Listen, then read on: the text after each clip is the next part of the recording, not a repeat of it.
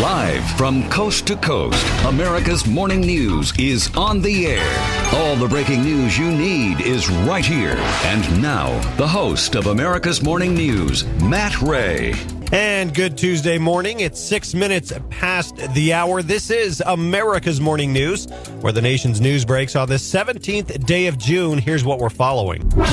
Our hearts are broken, not because we're on the political right or the political left. Our hearts are broken as Jews and as human beings. Praying for kidnapped teens. I would remind you that we've had similar conversations in the past with Iran regarding Afghanistan. These consultations would be along those lines. We're not talking about coordinating any military action in Iraq with Iran. Cooperating with Iran. They usually don't realize that because of climate change, the basic chemistry of our ocean is changing faster than it has ever changed in the history of the planet. Changes to the ocean. We're crossing the nation and sweeping the globe to bring you all the latest news.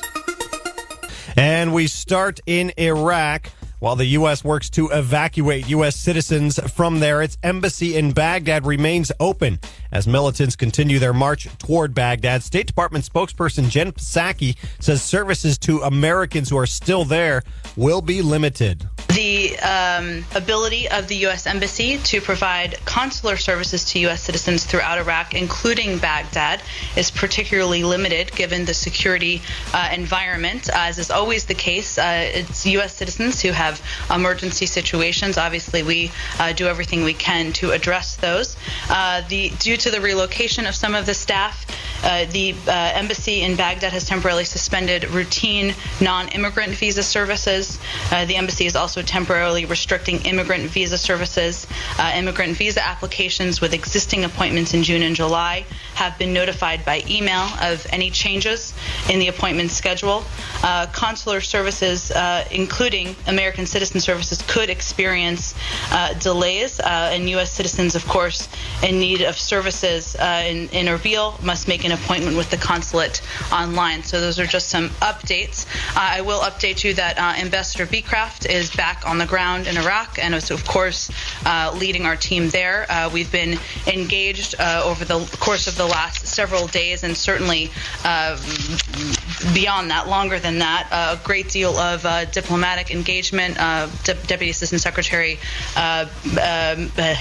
McGurk remains on the ground as well, and they've had a series of meetings and will continue to over the coming days. Hundreds of troops are already in Iraq, U.S. troops, and more are on the way. President Obama still has yet to decide how the U.S.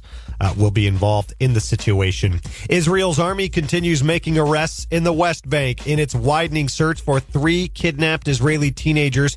Jerusalem says they were kidnapped while hitchhiking by Hamas militants. In New York on Monday, a prayer vigil was held for the boys. Our hearts are broken, not because we're on the political right or the political left. Our hearts are broken as Jews and as human beings. I ask that everyone who listens to my voice to imagine that an American kid was kidnapped off the streets of New York. Naftali Frankel is an American citizen. Audio courtesy of Reuters. Israel says 40 more Palestinians were arrested, bringing the total to more than 200. After a 6 weeks lapse in executions in the U.S. since that botched effort in Oklahoma, 2 men could face lethal injection deaths in Georgia and Missouri Tuesday or early Wednesday. Should the execution of Marcus Wellens go forward Tuesday in Georgia, it would be that state's first lethal injection using a drug not federally approved. Well, today marks the 42nd anniversary of the break-in into the Democratic National Committee headquarters, and that sparked the resignation of President Richard Nixon, the famed Watergate scandal. The U.S. has taken a major step toward advancing to the knockout round of the World Cup. They knocked off Ghana 2-1 in the opener yesterday. Clint Dempsey scored 32 seconds into the game, the fifth fastest goal in World Cup history. And speaking of sports, baseball is mourning the loss of one of its good guys, Tony Gwynn, a Hall of Famer, one of the greatest athletes in San Diego's history, died Monday of oral cancer, a disease he attributed to years of chewing tobacco. He was 54 years old. Coming up on America's Morning News, hundreds of American forces being positioned in and around Iraq. The very latest on the way. Follow the show on Twitter at MattRayTalk. Just use the hashtag AMN. And find us on the TalkStreamLive app as well. America's Morning News, journalism without agenda. America's Morning News. America's Morning News. We'll be right back.